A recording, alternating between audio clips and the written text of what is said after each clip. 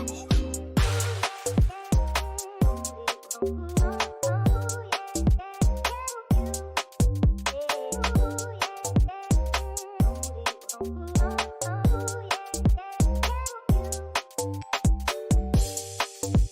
and welcome to the eToro Quarterly Popular Investor Forum. Today, I'm really pleased to introduce a really great group of guests and special guests, as well as some of our regular panelists, to talk about all the things that have been happening in the market over the last quarter. And we'll be having a little look into what might happen in the future and what factors we need to consider. So before we get started, I just want to say that anything that any of the guests say is not financial advice, and we do not work for eToro directly, and they are not the views of eToro. So without further ado, I'd like to introduce you to these great guests, and I'll start off with the special guests who we've got on the call for the very first time. I'll start off with you, Mariano. Could you please introduce yourself?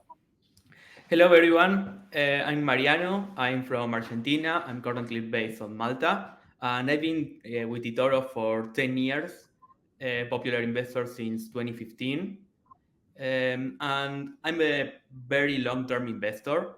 I'm focused on growth companies, especially tech companies, which is my area of main expertise. And my trading strategy, or I would say investing strategy, is based on data. I analyze data of each company in which I invest in. I analyze papers and research that the companies are doing to try to anticipate what they are going to launch, what they are working on, and compare that with what their competitors are working on to try to get an edge on the company's future growth based on what they are investing today. I focus a lot on the company's products and services, not just what they have today, but what they are building. I also analyze their LinkedIn data and the hiring pages to try to see what they are prioritizing in terms of hiring, what sectors they are going for, and so on. And all of this just to try to get an edge into what are the companies that are growing the most based on their current investment, trying to anticipate their future growth. Excellent. Thank you for the introduction, Mariano. And over to our other special guest, Thomas Parry. Could you please introduce yourself? Yeah, hi there, Stephen. Yeah, first of all, thanks for inviting me on the podcast. Nice to be here for the first time. Yeah, my name's Tom. I'm the eToro popular investor, 𝗂MSPJ. My background's actually in commodity trading, which I've been doing for just under 10 years now, specializing in kind of crude oil and product trading. But I've been on eToro as a popular investor for a small while now. My strategy really is on a kind of geopolitical or macro basis, picking out sectors I think are going to outperform the wider market. And then within those sectors, I'm trying to find a handful of stocks and trade around those on a technical basis, using things like moving averages, relative strength index, and yeah, invest in those from a few weeks or maybe even up to a few months to try and get the best returns. Excellent. Thank you, Thomas. And over to you, Zach. Can you introduce yourself again? Sure. Nice to return to the show. So thanks for having me. I'm Zach. I trade under fundmanagerzech on eToro. My strategy is I like to buy stupid shit that nobody likes, and hopefully it turns out well for me. Good. Always a pleasure, Zach. Thank you very much.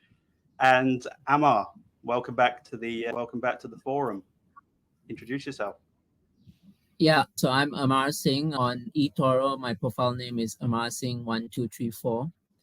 So my day-to-day work doesn't really involve finance. So I think that gives me a bit of an advantage because I get an outside view of the financial markets. So I've been running a YouTube channel called Investing Education for the last 5.5 years. So I'm investing my life savings on that. Right now is about more than $500,000. So I share my portfolio updates on that channel. The type of stocks I invest in are high quality companies with strong economic moats. So I try to find companies that won't lose their customers easily, so they can stand the test of time. So on eToro, I've been tracking my performance for the last 4.5 years. Over that period, I've done about 9 to 10% per annum.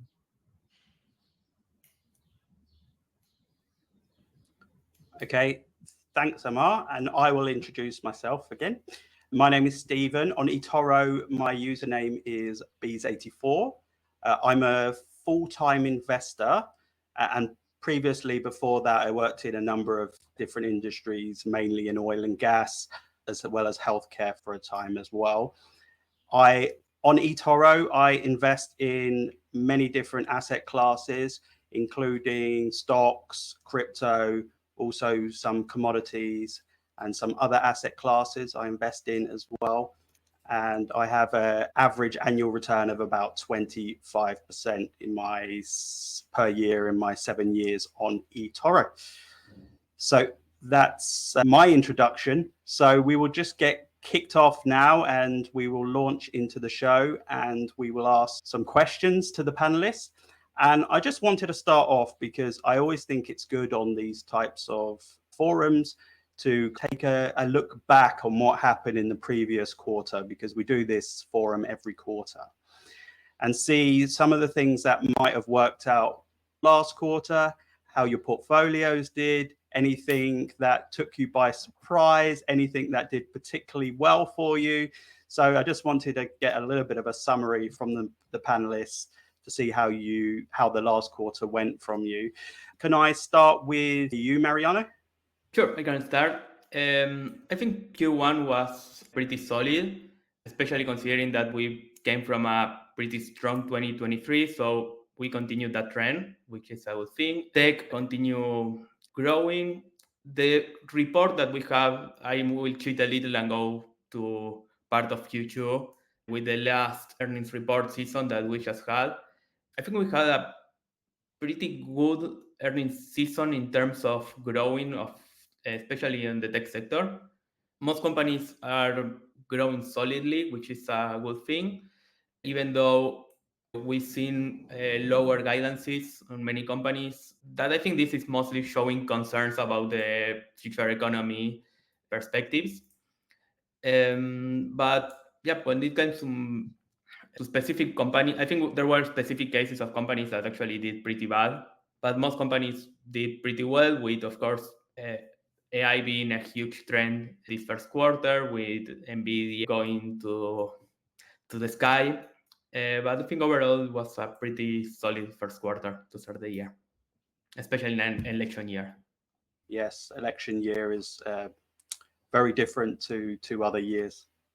Great, thank you, Mariano. How about you, Thomas? Anything that went particularly well for you last quarter? Anything that might have fallen a little bit behind or taken you by surprise? Yeah, no, I think the last quarter, first quarter of 24 was a good quarter for myself. Comes off the back at the end of last year where tech really rallied as the market started pricing in and looking forwards to the Fed's first cut.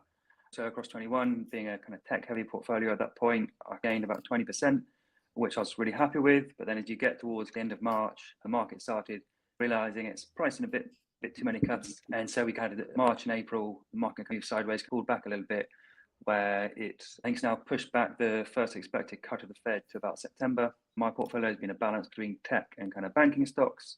Tech that benefits from kind of rates coming down, and then the banking stocks that are benefiting currently from these kind of prolonged high rates. But yeah, for me, benefiting at the start of the year with that's in NVIDIA, as Mariano mentioned, and the kind of the wider tech portfolio, but then staying defensive towards the end of it with banking stocks has served me quite well. Excellent, thanks, Thomas. I actually have a harder question for you as well. So I noticed previously before that you had, I think it was last year, or it might have been the year before, I'm not sure. I remember seeing your profile, and I remember that you had a lot of oil-related stocks, and that changed, I don't know, at some point along the way. And now I don't think you have as many, or you don't have oil stocks within your portfolio. Can you just talk to me a little bit about why you made that transition? Yeah, I think if we look at it on a slightly longer horizon, since 2022, a lot of the wider market really performed quite poorly. One of the few sectors that did well with the Russian-Ukraine crisis was the commodities sector, as a lot of your kind of typical supply lines got interrupted and so had to kind of reroute. And so over that period, my portfolio, I saw the value in that, and so invested more heavily in the commodities sector. And then as you progress out of 2022 into 23, at that point, the kind of narrative moved away from commodities as such, as those supply lines reinvented themselves, rerouted, different buyers and sellers appeared. And at that point, I moved into more of a tech-heavy portfolio, as I mentioned at the beginning of the podcast. And yeah, like I think in the last month or so, commodities have come back into focus. Brent oil heads up to the $80, $90 range. But a lot of that has been driven based around the kind of crisis in kind of Israel and Gaza. But I think it doesn't perhaps speak about the wider kind of supply and demand issues that are going on in commodities right now in the East. In terms of what happens towards the end of the year, we're going to have to see how kind of strong China appears, and if kind of OPEC keep their kind of cuts that have been supporting the market for the last 2 years. But yeah, I'll rotate in and out more on a supply and demand basis, more so than trying to quickly trade around the geopolitical crisis, if that makes sense. Yeah, that makes sense, because sometimes those things can be short-lived, and it's very hard to have an edge when it's a geopolitical issue, because you're not sure when it's going to be solved, if it's going to be solved, if there's going to be a ceasefire, if it's going to go on for a long time. You just don't know. So we don't really, as normal investors, we don't really have an edge in predicting that. Excellent. Thank you. Thanks for that, Thomas. Mr. Zech, how did the last quarter go for you? I know you did a massive rotation into Chinese stocks. No, I moved from a massive overweight in my portfolio to an even more massive bet on China. So you went from overweight to obese in Chinese stocks. Basically, that's all that happened.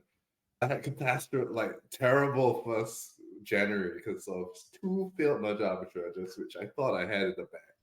So that was sad. Yeah, regulation in the US is confusing me, so I don't know what's going on there. So that was interesting. Dollar Swiss franc finally paid off after a freaking 1 year of holding it, so that was fantastic. But it was painful. It was a painful ride. We went down. I think I lost 3 or 4% of my portfolio just on that one trade, and suddenly it just bounced back. So that was great. Yeah, but I did go obese on China. I think people have underestimated China. Not underestimated. I think that, no offense to any of the panelists here, but any analyst who is not Chinese who analyzes China says that it's a terrible market. Any analyst who is a Chinese person who understands culture says it's a fantastic market. So this disconnect, if you go on Real Vision or whatever, you see the same pattern over and over again. It's strange. So when I looked at the factors here and there, I'm like, okay, this doesn't make sense, so I'm in. And at the end of the day, I'm buying stocks that PE of 3 to 4. It's not, how wrong am I going to be? 3 to 4 PE. Amazon is at 42. I don't think I can get that much wrong with that. No, I mean, they are going to turn eventually, but yeah, it's just when that eventually actually is. Yeah, exactly.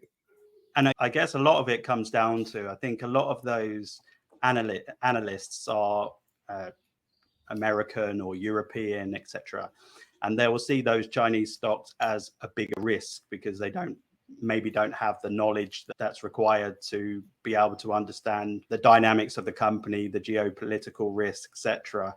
And Chinese analysts or your Hong Kong analysts will be a little bit more comfortable with it because they understand it. So yeah, so it is ripe for a turnaround, but just when that will be, I thought it would happen last year and it didn't. So I'm also I'm not as obese as Zach's weighting in Chinese stocks, but I have a decent weighting in Chinese stocks. So I hope it turns around as well. By the end of this call, Mariano and Thomas will also be obese in China. We're going to make it happen. We'll fill you up with rice. I think we'll see on China. I think it's interesting. I think this morning it came out that Biden's going to put more sanctions on Chinese EV. And I think especially in an election year, it's going to have even more headwinds than it's currently faced if both Biden and Trump end up with China in the crosshairs, because it plays quite well into their hands if they start putting on sanctions. Because if it goes well for them, the US economy benefits. But if it goes badly and you sanction it, you can still blame China demand for a downfall in your economy. And I think, yeah, it might end up, we have to see how both presidential candidates focus on China over the next year? Yeah. For me, Yeah. China is becoming a very good diversification from the US because it's starting to trade like in the last decade, China and the US were very tight in their returns. Like most of the crisis in the US also affected China. When you had a crash in American markets, you see it on Asian markets right away. But I think now we are seeing a little more decoupling between the markets. And I think that's creating a good diversification opportunity from China, which I'm betting on. But still, as someone who trades with data, for me, the biggest concern on China is how I can trust the data I'm seeing. Like, it's hard to trust. Yeah. So I always have a ceiling on how much of my portfolio I'm allocating to China. But still, I'm feeling confident to have some percentage there. Yeah, I do think it's getting a little bit better though, Mariano, because before people were always worried about trusting the financials that came out of Chinese companies, etc. But I think about, 18 months ago or 2 years ago, they started to let the auditors in, the foreign auditors in to look at the books, etc. So I think it's getting a little bit better, but you're right, it's probably not as clear as investing in US or European or British stocks. Sorry, Zach, what were you going to say? No, I think this is an entire conversation that we can get into. Regarding data, Mariano's absolutely right. It's ridiculous. Can you guys try and find a freaking annual report from a Chinese company? It takes forever. It's ridiculous. It's like if you search Amazon annual report, it's like there. Search for any Chinese stock, try and find the freaking annual report. You have to go to the exchange, you have to find the ticker, you have to go to the circulars and find it there. It's ridiculous. It's not as straightforward. And to Thomas' point, I do agree it's an election year, but I'm not in 𝗏 or any of the EV stocks. I don't think those are the place you want to be if you want to play China, to me. So I'm not going to play those. I want to look at more defensive names within China, so that's how I'm playing it. And even though I'm defensive, I'm still buying it at 3 to 4 PE. Like, Amar is a value investor. He'll tell you this is ridiculous. Like, we're in loony territory right now.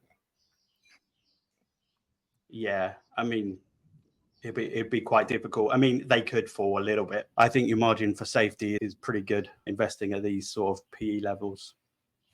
Yeah. All right, cool. Moving over to the US now, which I think most people are invested in.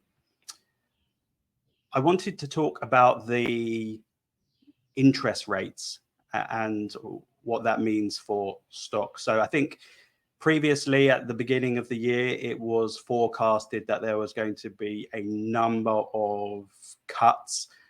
They seem to have inflation quite under control at the beginning of the year. It was progressively going down and down each month. And then it got to a period where it was a little bit sticky and we started to see a little bit of a rise up again.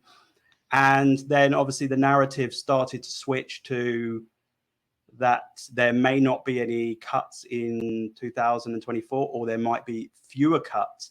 And there are even some analysts saying that there could even be a rate hike. Not my point of view. I don't think there'll be a rate hike, but I'd be interested to get everybody's views on the situation with inflation and the situation with interest rates. And also, the question is, how much does it matter as well?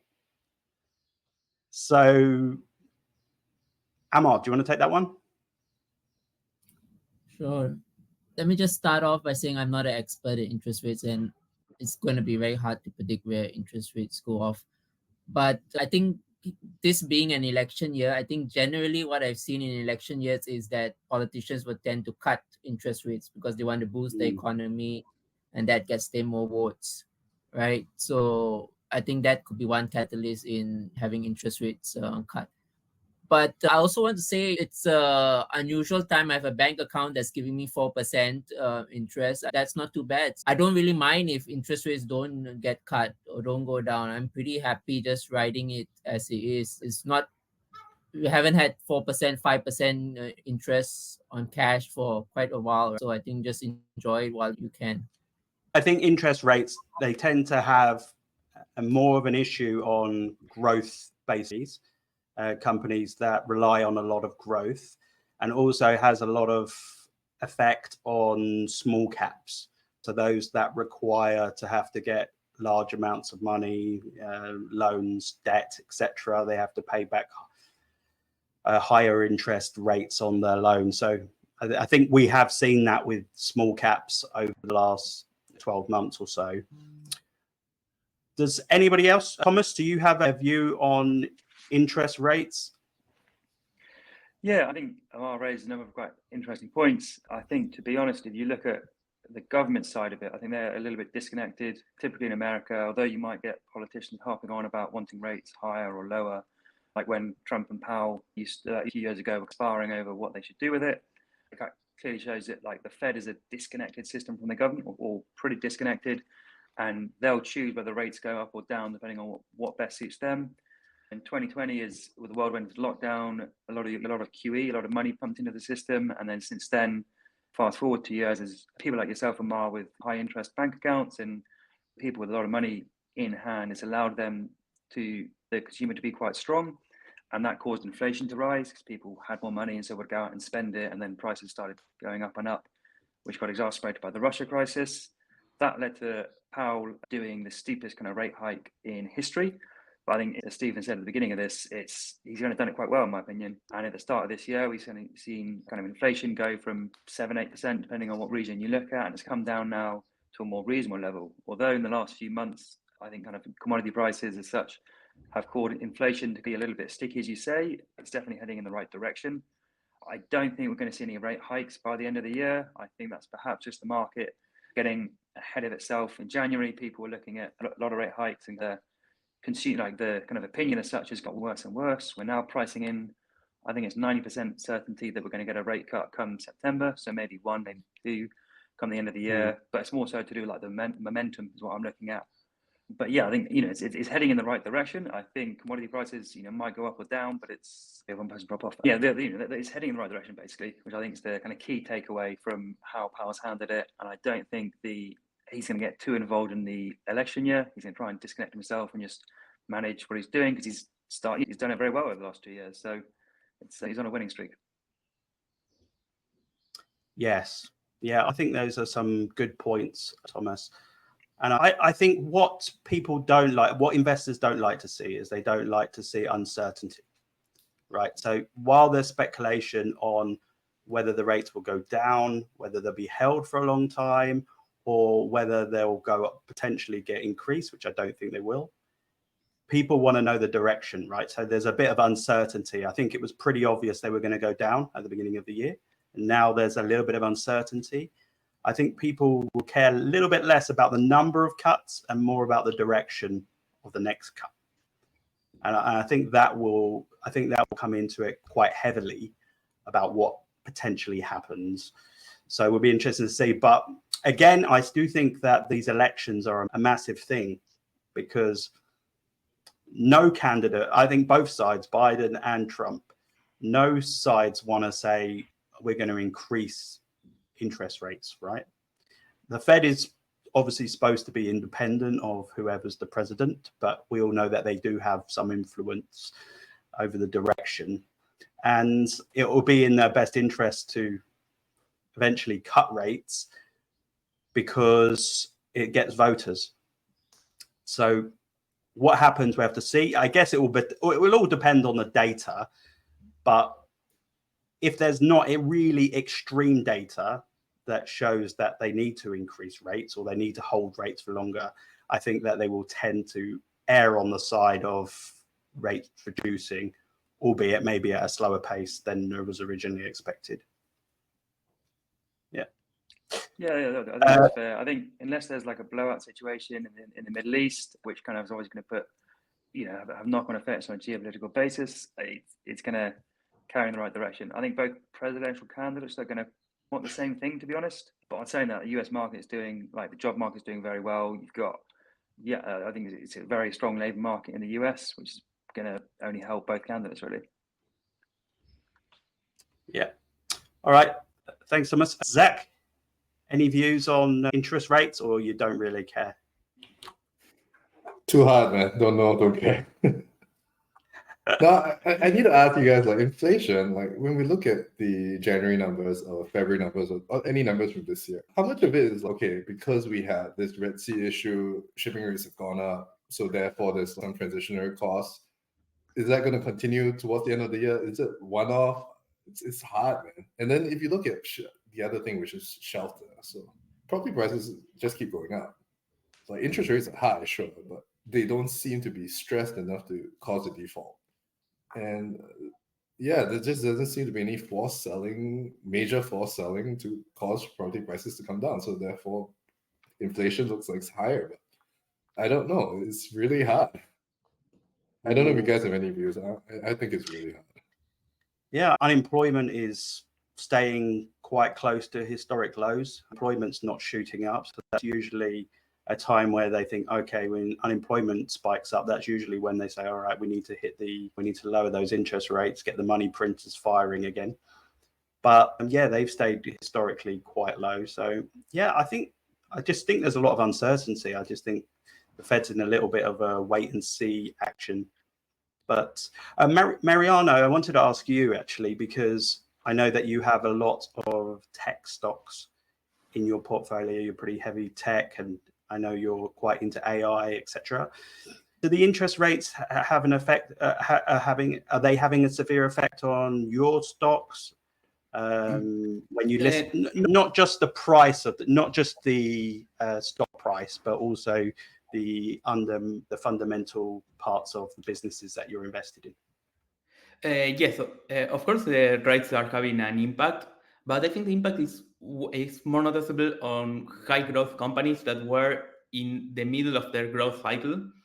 When rates are cheap, it's easy to borrow money, get money for almost nothing, so you can just funnel everything to growth and care about making a profit later.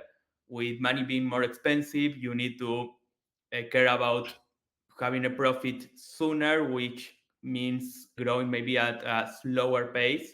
And I think this is what we are seeing with many companies, especially like middle cap, high growth tech companies, where they stop their high growth rates. There's pull away money from R&D and put it more into controlling expenses. There were a lot of reduction of employees. There was a lot of reduction of different programs that they have, more like their crazy bets that these companies have. Maybe they pull away.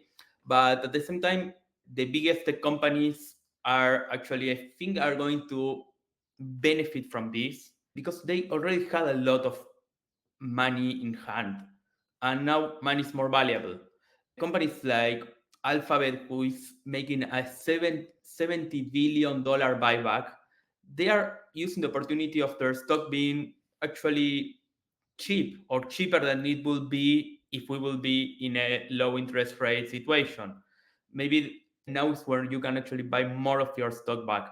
And these companies buying that much of their stock means that they actually, or for me, they believe in their stock. They will then be buying 70 billions of their stock if they will be worried about the future of their stock. Otherwise, they will just be giving, if they want just to give money back to their investors, they will give a huge dividend. But they are going for the buyback. And I think this was a trend that we saw across the entire industry. Companies being more careful with their expenses, but also confident on the future, at least on how they operate, but also giving like more like guidances that are more cautious at the same time, which I think was this double game where you keep your stock at a good price so you can do a big buyback and wait to see what happens with rates in the future. And also, this is not good for consumers, but good for large caps. The fact that small companies are having a trouble in the middle of an AI, a huge change of AI, they are having troubles getting the money they need to invest the huge amounts you need to train models, is giving an unfair advantage to large companies that have this money on cash and can invest it right away and are not worrying about how to get it from investors and how to justify asking for billions of dollars with interest rates at 5% when it's hard for investors to bet this money where they have risk-free incentive not to give that money. So I think in the long term, actually, big tech, as always, has an opportunity ahead thanks to the situation. Yeah. Thanks, Mariano. And if I remember rightly, you're more invested in large, more Magnificent Seven or very large tech type of companies rather than the small kind of emerging tech companies. Is that correct? Is that correct to a sense? I also have some smaller companies, and I'm clicking this. Like in 2020, it was more in smaller companies. Now I'm feeling safer with larger companies, but I'm betting a lot in companies that can keep. My view is investing in companies that I don't know if we are going to have a recession. I don't know what's going to happen. For me, that's timing the markets, which is close to impossible. But that's why I'm into companies that I believe are going to happen. What happens doesn't matter. If we have a recession, I don't think Microsoft is going to do badly on a recession. And I don't think Microsoft is going to do badly if we have rate cuts and we have a bull run. I think it's going to do well in both situations. And that's the type of companies that I'm trying to have at least the biggest part of my portfolio in. Okay. All right. That's great. Anybody got any worries about some things that we might need to be careful of, that they're watching in their rear view mirror to say, okay, that could be a potentially risky situation? Is there anything that people have some concerns about the next quarter? I don't want to just state the rosy things about what could happen for the rest of the year. I'm sure that there's a lot of risks that either are priced or not priced in the market. Anybody have any concerns, anything that they're worried about? I think, Thomas, you're agreeing with me?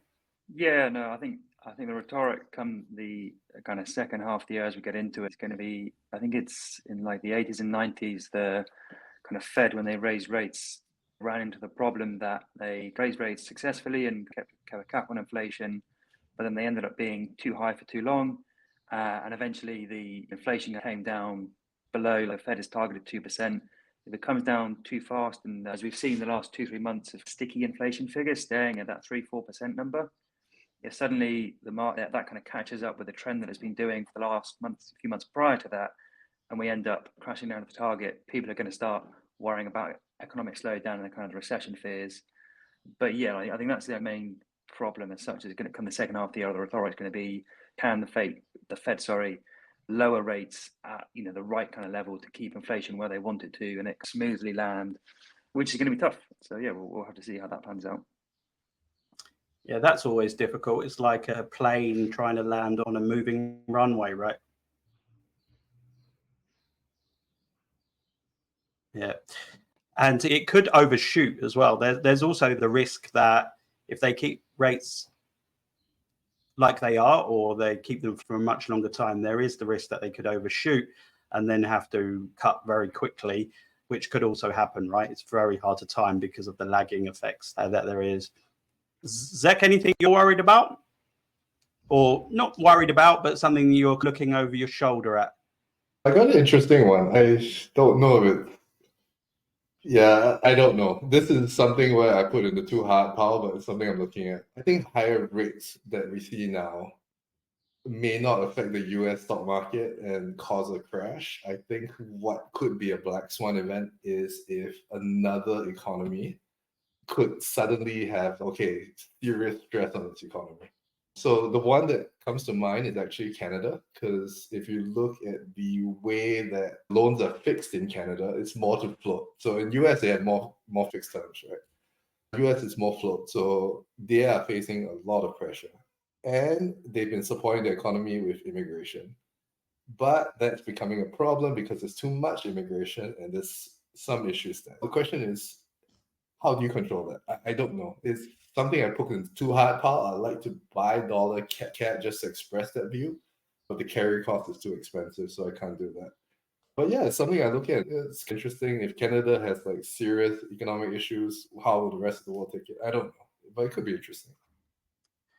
Yeah, that is a hard one actually, because I know the Canada market, I know that the housing market is very difficult in Canada because the prices have gone up so extremely because of the Chinese investors and actually other Asian investors as well, parking money in property in Canada that they're not even living in because it's a way of getting currency outside of the country and having something to fall back on.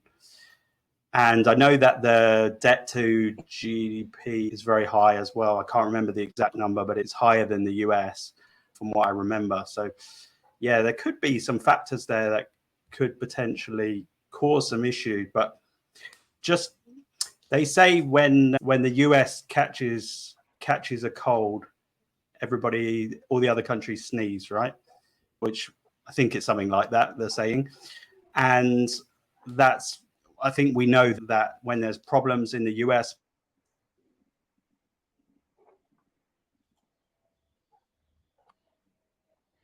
okay. Sorry, I will edit that bit. Oh, it's my signal. Hold on. Okay. All right, can you all hear me okay? Yeah, you better not. You close a bit. Okay, sure. So what I was saying was that we know that the effects that if anything happens with the US market, we know that it spreads out to all of the other economies, all the other stock markets. That's pretty obvious because it's the biggest piece of the pie, right? But when if something like went on in Canada or other areas, I'm just not quite sure that it would have the same ripples globally as it would in the US, but I'm sure it would have some effect.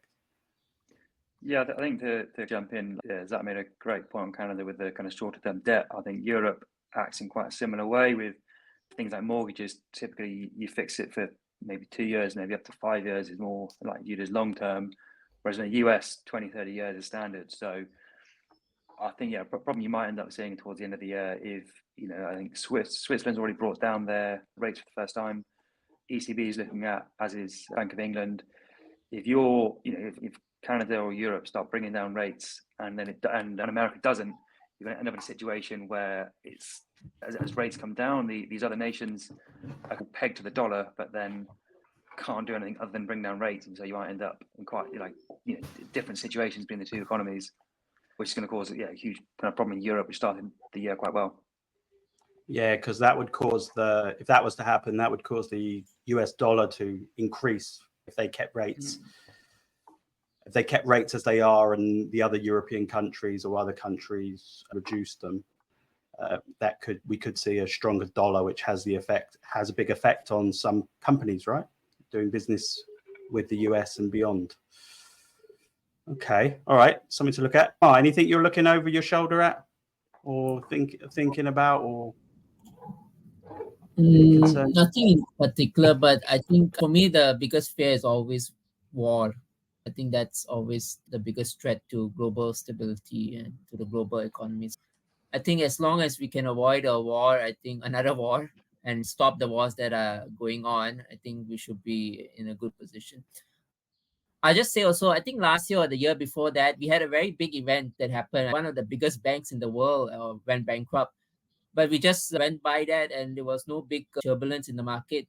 Credit Suisse went bankrupt, right? It had to be bought by UBS.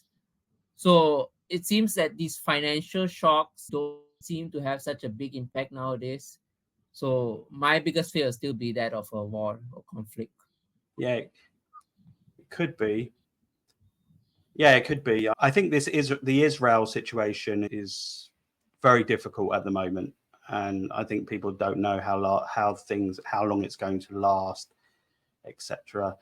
Thomas, do you have any views, not political views, but do you have any views on what's happening in terms of the geopolitical situation in Israel and Palestine, and how that might have effect not only on the markets, maybe on the supply chain, as well as potentially on commodities as well? Yeah, I think what's been quite interesting in the last few weeks with kind of crude oil or the wider kind of commodity and energy markets pulling back a little bit, even though your kind of Israel incursion into Rafah is becoming more and more likely as such, is more that the US has now started taking the kind of other side of it. Biden's been very supportive of Netanyahu all the way through this kind of process and supporting him, and starting to as he's starting to do in the last week, holding back arms, even though the incursion is getting more and more likely, it's actually caused commodities to come down. I think that's mainly down to the fact that as US support is pulled out of that Middle East, out of Israel, it puts a lot of pressure on Israel, to de-escalate, and makes it less likely that you're going to see an Iran, Israel, US kind of conflict in the region. At some point, hopefully soon, obviously, this does come to a head and the conflict stops. And I think at that point, as you say, we're going to start seeing rerouting of the major supply chains through the Suez. A lot of commodities ended up going, a lot of kind of products ended up going around the bottom of Africa instead of through the Suez, which kind of caused higher oil prices, higher freight rates. And I think at some point in the next few months, whenever it is, such when this does come to a head, this rerouting is going to cause a double effect as the normal supply that's gone around Africa arrives into maybe say Europe, as well as the shorter trip vessels that can go via the Suez, and is definitely going to weigh on the likes of inflation. If all your imports, you're going to get a double whammy as such. So yeah, obviously, hopefully it comes to a head as soon as possible. But one to keep an eye on. Yeah, interesting. Because I was looking a little bit about the supply-demand dynamics of oil towards the beginning of the year, but before this conflict broke out. And I was looking at the different charts of the oil producers, what they were producing and what they were expecting from OPEC and things like that. That was pre the conflicts. And it was quite clear to see, actually, that the US are gradually increasing their oil production. They have been pretty steadily for a long time. I don't know, what's over 10 years or something.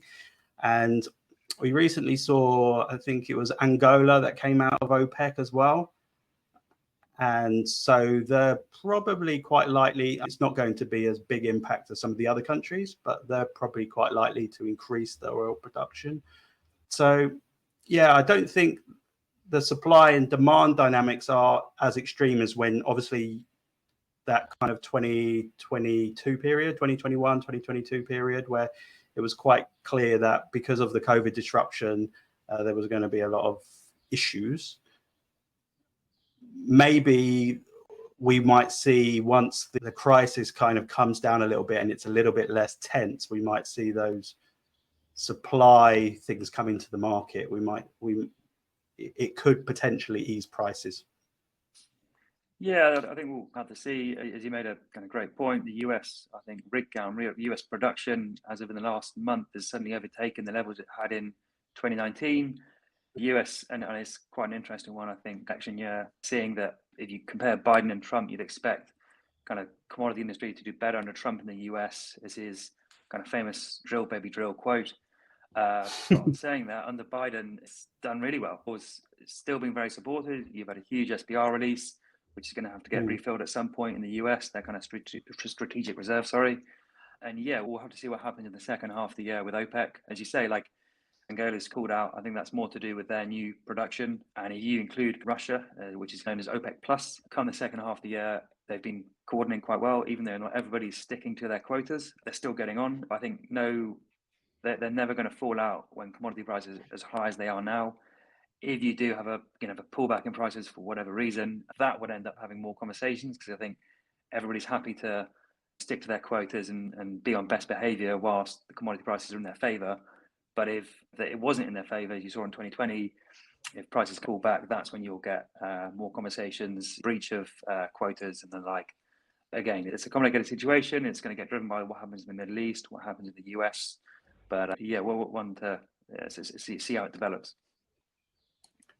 Excellent. That's some really good insight into the commodities market, especially oil. Thanks for that, Thomas.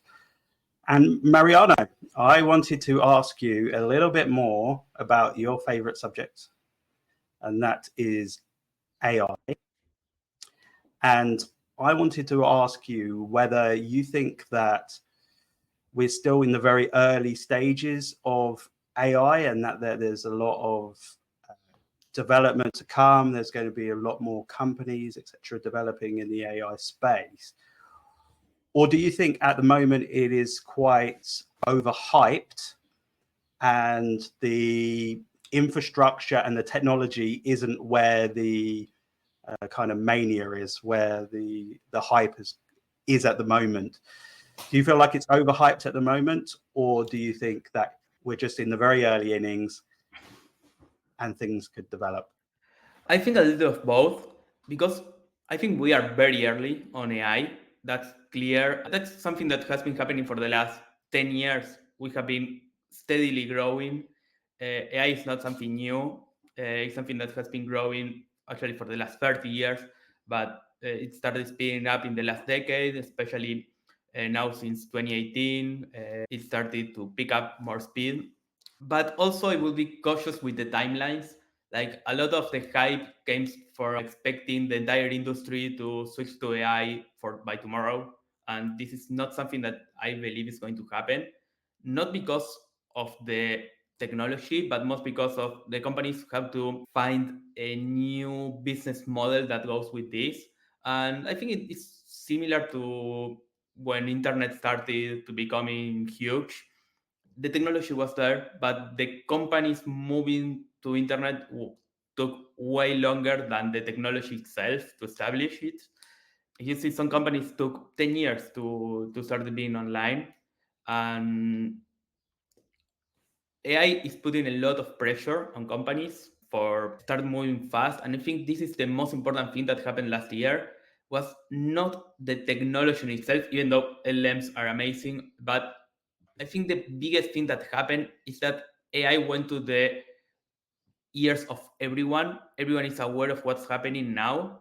And I think this is forcing a lot of middle and high-level managers of companies to actually invest on AI, especially non-tech companies that were always like waiting and not trusting it enough to actually put money. Now they are seeing what it can do, and they are actually making the investments. And I think that's what we've seen with NVIDIA. Like, when companies start throwing money to R&D, the first thing is the hardware. Like in AI, you need a lot of hardware to train these models. So we've seen that in the demand that NVIDIA had. This is all the companies investing on AI. But I think what we are going to see now is the results of all of that investment that happened last year. And maybe we are going to see it this year, maybe we are going to see it next year, but I think we are going to see it because I see more like something different from what happened with the internet. The move to internet is that I think companies today are more aware that they need to be, there is more FOMO. There's more fear of missing out than there was on the internet era, where a lot of managers were not convinced. I think now everyone knows this is going to blow out, and big companies are in this, and they are the ones that have the data. This time they have the advantage. On internet, actually being a large company and having a physical infrastructure that was not compatible with a new internet digital era was actually a disadvantage. This time, having the data, having the money, having the resources is actually an advantage, because training these models, it's expensive, requires a lot of data. So I think this time, I believe it's going to be good for bigger companies, even though I still think there are a lot of new small players are going to destroy traditional players just because they don't adapt to this fast enough. Yeah, I think since the dawn of the markets really started, you always get these kind of periods, right? So I'm thinking back to the 2000s, where any company that was involved and they wanted to increase their stock price, they put .com at the end of their name, right? And then I remember in 2017, when there was that first retail crypto boom, there was many companies who, put blockchain in their name and probably didn't have a lot of involvement at all in blockchain, but They thought that it would help their stock prices. They thought it would help their businesses, etc. So I think it's probably quite important to differentiate what's a real use case of AI and who's actually just using AI as a buzzword or a way of trying to prove that they're technologically and yeah, I mean, I guess there's going to be a lot of companies that are very successful with it and are going to change the world when they actually develop these AI models. But yeah, I guess it's just survival of the fittest. Will eventually weed out the poor companies. I think Mariano, one I want interesting. Yeah, sorry, carry on. Sorry, yeah, I was asking one point interesting one with the small company versus big company argument. I think that in the last kind of year, it's actually been more a play of maybe like rates and access to funding. High rates is definitely going to hamper smaller companies getting access to the money and resources to train the models. And I think in terms of, as you're saying, like using your buzzwords of AI, we've all used probably ChatGPT. I think it's something that's able to help pretty much any company, being it the kind of creative industry, the financial services industry. And I think for the next 6 months, a year or so, I think we're definitely going to be in a situation where everybody's jumping on the bandwagon using ChatGPT and then claiming to be an AI company. But I think come maybe next year or the next year as such, I think that's where you can get real advances in the technology. As rates come down, smaller tech companies are able to leverage up, get better access to funds, get better access to resources. And I think we're going to see a leg up again in AI interest further down as it becomes more accessible. But I think for now, for the next 6 months or so, I think we're just stuck with NVIDIA performing quite well because I don't think many people are going to want to short it. But for now, only the large companies really have access to the resources to combat the inflation pressures. Yeah, I agree. I tried to short it. I lost my pants. Sorry, can you repeat that, Zach? I tried to short it. I lost my pants. Good stuff. Zach, how are you using? I know that you use a little bit of AI, right? I know that you have a few plugins for ChatGPT and that you are playing around with it. How are you using it, like in terms of your investing or other parts of your life? Oh, I mean, in terms of ChatGPT, it's changed my life. Yeah, it's completely changed the way I invest. So I love it. It's fantastic. Yeah, but I don't know when the catalyst is going to come from. I don't see how AI is going to change a lot of things. Like legal docs, you can see, okay, it's pretty cut and paste, boilerplate and shit. But if it's complex and there's a little bit of changes you need to make here and there, you still need a human to look over it and stuff. So I think it makes people more efficient, that's for sure. I don't think it automates a lot of processes yet. It just makes someone more efficient. And that's my view. Yeah, and NVIDIA, everybody says it's a picks and shovels play. I think it's just very expensive. I'd rather not touch it here, but yeah, it's done well for Thomas. So yeah, it's good. Yeah. It's good for. Don't listen to me. I have no idea what I'm talking about. The NVIDIA chart is absolutely insane over the last 10 years. I don't know, it scares me. When I look at the NVIDIA chart, I get vertigo. Like I'm looking at it and I'm like looking down from the top and thinking, oh my God. But yeah, it's been very successful and they have actually executed extremely well. But obviously it's also very well priced as well. Amar, I know that you're quite invested in tech stocks. Are you quite into AI in the companies that you're invested in? And do you look at it? So I think what I'm hearing is that it seems to be a little overhyped, but I'll just call out maybe Amazon. Amazon recently reported earnings. And so in their earnings report, they said that they have a new AI business line, which is generating at least $1 billion in revenue right now. So there are real companies out there that are making a lot of money from AI right now. And if they are just exploiting the hype, then so be it. Amazon seems to be one of those beneficiaries. Yeah. All right, final question I wanted to ask Mariano on this AI subject before we move on. And it's a double question, so just bear with me. I'll try and keep it simple. So the question I wanted to ask you about AI was, what do you expect next from AI? What type of use cases can you see that either companies or models that are going to develop? How do you think it's going to impact the way that we do our everyday lives and the way that we do business? And is there anything that you can see how it progresses and how that could have an impact? And then the second question I had is, tell us a bit more about your 𝗏𝗏 project that you're currently working on. So that's a double question. Awesome. On the first part of the question, I think there are two things on AI happening. One is LLMs, that is what it got most of the hype because of ChatGPT. It's something that we can all clearly see and play with it easily, so we see the advantage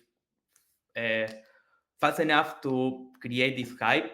But there has also been a huge advances in what is reinforcement learning. That is what it's used mostly for automation and robotics. And I think we are going to see a lot of traditional companies automating more production lines, automating more part of the development process with physical AI, with robotics, not just LLM predictive AIs. I think we are going to see more fast food businesses automating most of the process. We are going to see more of traditional companies using robotics in their factories, because now it's the cost of building automation has been around for 50 years or more, but the cost of building it is now exponentially lower thanks to this kind of AIs. And from the kind of LLMs, there's a lot of potential, not just with what it's today here, but what it's coming. Models, and I'm not talking about science fiction or things that are coming in the next 10 years. I'm talking about in the next couple of months.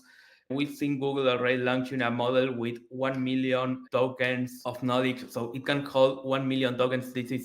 You can put an entire book into your prompt and it's going to be able to handle that, and without losing efficiency, which is something that it's going to enable so many use cases that it's even hard to think on that now.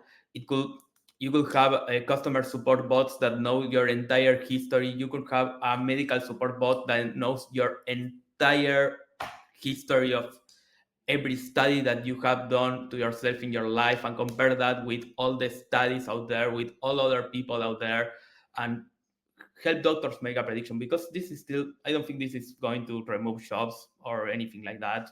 Like we have been, like as humans, we have been building tools to help us be more efficient since the beginning, and every time we became more efficient, we just create more works. We don't say, oh, okay, we have a better tool now, so let's do the same amount of work faster. No, like markets always, if they can do it faster, they're going to do 10 times the work.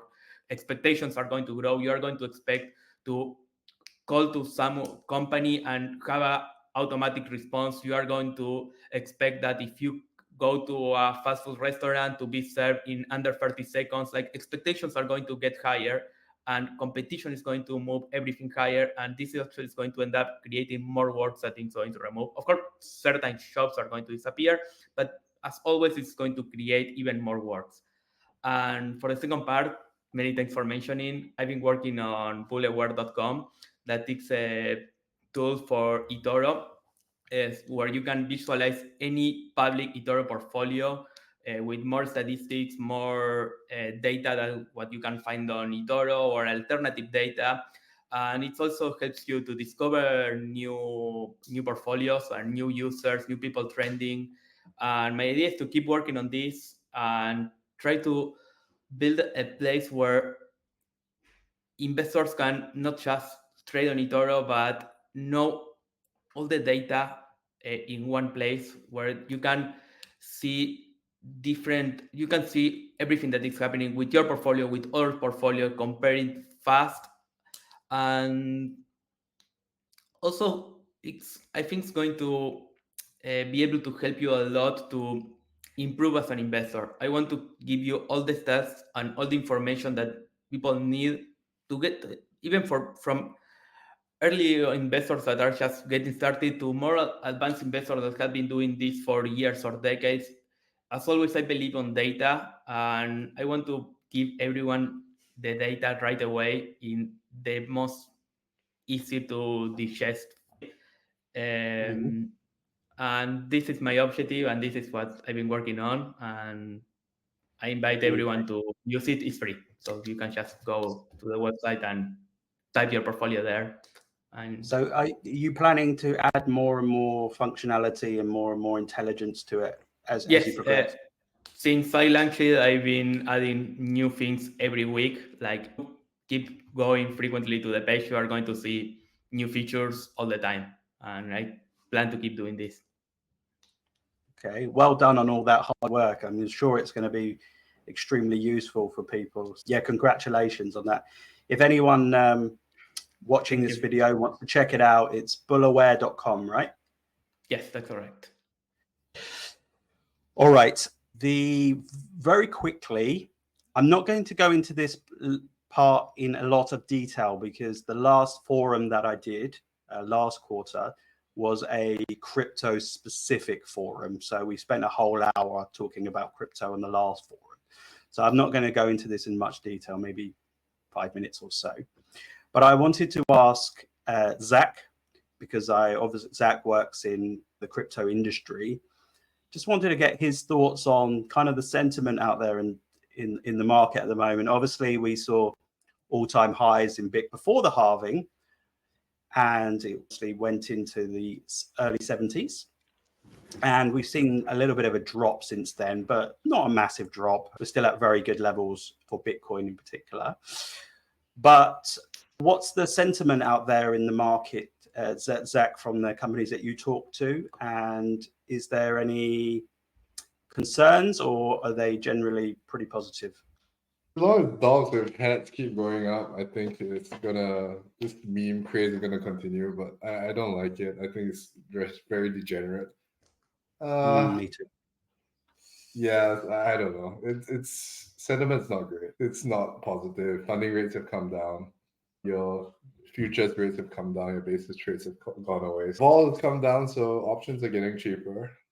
Yeah, so it's become it's just at a place where nobody knows what's gonna happen. But everybody is very positive that Trump is gonna win, and if Trump wins, I suspect the market will rally.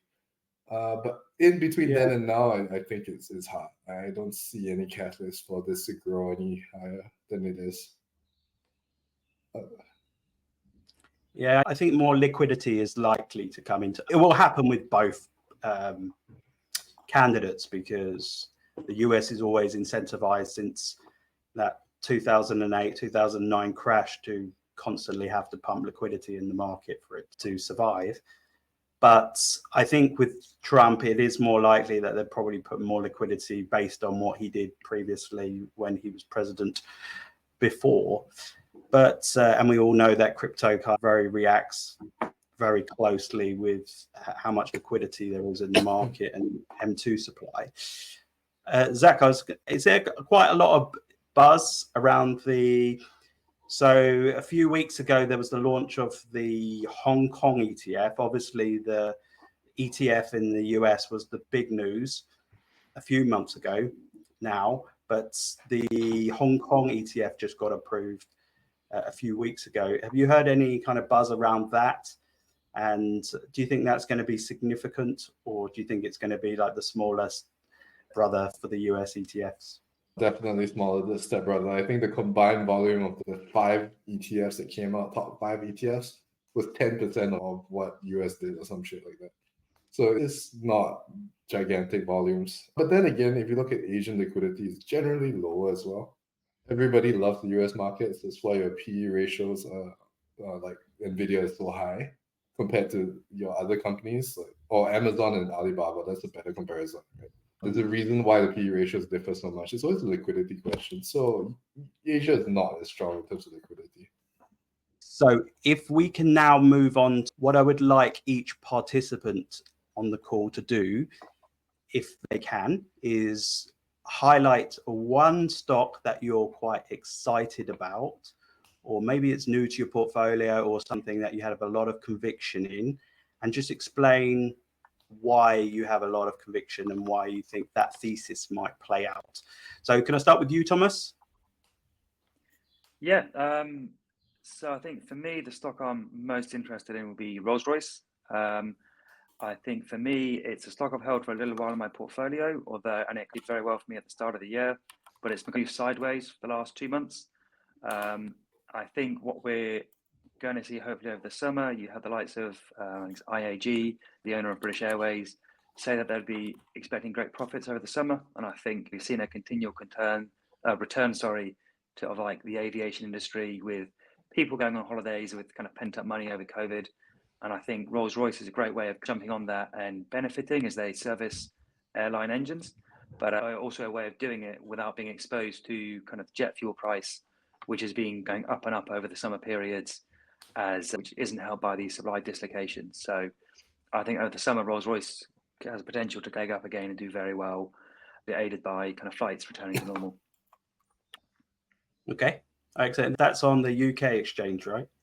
Rolls-Royce. Yeah, correct. All right, excellent. That's a really good example. Thanks, Thomas. Amar, do you want to give your one stock that you're excited about? Sure. So I wouldn't say this is a stock that I have a lot of conviction in, but I think it's an interesting bet. It's a little of a wild card. This stock could also be an alternative to NVIDIA as an AI play. That stock is Intel. So Intel, I got interested in it because it's been falling quite a lot, at least recently. So they're transitioning their business. They are starting a new business line in manufacturing. So they want to become like the next MC, where they are manufacturing chips as well, instead of just designing chips. So they already are doing some of that, but they want to scale it up to a much larger amount so that they can manufacture chips for NVIDIA, Amazon, Microsoft, and all these other big tech companies. And the other trend that's been happening is this onshoring trend, right? Where we want to have our fabs, the factories that make the chips, in our own country. So the US wants to have fabs in its own countries as well. So it could be a beneficiary of the trade war with China. And a lot of governments have been actually giving Intel free money. The US has been giving Intel free money. Europe has been giving Intel free money. And generally, Intel has a good balance sheet, so I don't think it will go bankrupt anytime soon. Another thing that Intel has, which it could be a potential AI play, is that it owns a company called Mobileye. So Mobileye has this software that's basically a competitor to Tesla in terms of self-driving. And it's doing quite well. It seems like a lot of car companies are using Mobileye. And this self-driving software is one of the reasons why Tesla is such a high valuation as well. So if Intel can succeed in this bet, that could be another catalyst for it. So I think this is worth keeping an eye out on. It might fail in its ambition, so I wouldn't say it should be a very large part of your portfolio, but I think it's a bet worth taking.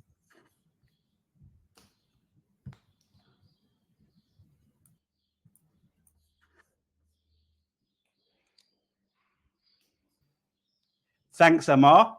Over to you, Mariano. Sure. So for me, one of the companies that I'm very excited about is Cloudflare. I own this company basically since the IPO, and it's a company that has a very, very uncommon and fair advantage over the market, because they already are routing more than 25% of the entire internet, and they have been doing this forever and just giving it almost for free for most companies. Like, everyone is using Cloudflare DNS, and the company is at a premium valuation, but not as premium valuation as they used to be. This company it's more than 50% down since their peak in 2021, even though their revenue growth since there more than twice as much. And the company has been growing at 45% average annual average over the last 5 years, which is a very high growing company. Just last quarter, revenue grew more than 30%. They had record new customers. They have $1.3 billion of revenue, and with gross margins of almost 80%. So a very healthy company that is still growing very fast, and just went down almost 20% because they set expectations, their guidance a little lower than it was expected. And I think this is just they being cautious. I don't think this is actually something to do with the business. And also, I think they can be, when we came to AI, to the software part, they can be a big winners, because they specialize. One of their biggest offerings is security. And AI is actually making it easier and cheaper for bad actors to attack, which will increase the need for paying a specialized business for security. And Cloudflare has one of the best offerings out there. They are also using AI for detecting and preventing attacks. And I think this can be a huge catalyst for there, as attacks are going to become more sophisticated and there is going to be more need from companies to outsource the security. And also Cloudflare is slowly becoming a new cloud competitor. They have been releasing pretty cool services, even they are still far away from the amount of offerings that you have from companies like AWS, Azure, or Google. But the services they release actually are very good quality. Even they are significantly cheaper than their competitors, or they are significantly better. And this is something that it's very hard to find in any other company that came in so strong to compete and already having the businesses. That this is one of the huge things Cloudflare has. When it's B2B, especially in large enterprises, having the business already in your portfolio is huge.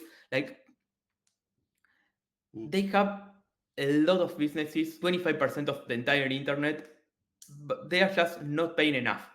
And I think Cloudflare is playing it very well, because now they are starting to launch the services that everyone needs, and everyone is already there. They just have to switch a button and they are going to be a Cloudflare customer. This doesn't require them to onboard a new company, to make all the SSO for every employee. They already have it.